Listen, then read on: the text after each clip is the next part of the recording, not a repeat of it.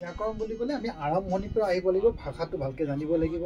ভাষাটোৰ আচল বস্তুটো হ'ল ধ্বনি, কাৰণ লিখাৰ আগতে আমি কওঁ, মানুহে যেতিয়া লিখাই নাছিল তেতিয়া মানুহে কৈছিলে ধ্বনিটোৱে হ'ল শব্দটো।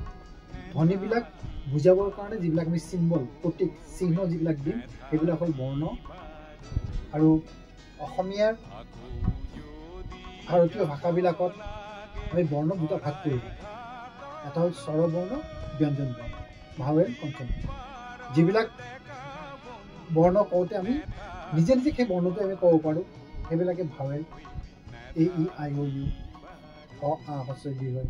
অ আ হস্ৰ ই দীৰ্ঘ ই কওঁ, অ আ ই ই উ ঊ ঋ এ ঐ ও ঔ। এইকেইটা আমি কওঁতে কাৰো সহায় নালাগে। কিন্তু ক, খ এইবিলাক কওঁতে আমাৰ সহায় লগা হ'ল। অ কৰ লগত অ লগ লাগিলেহে ক আমি ক'ব পাৰোঁ। গতিকে এইকেইটা ব্যঞ্জন বৰ্ণ, কঞ্চন বৰ্ণ।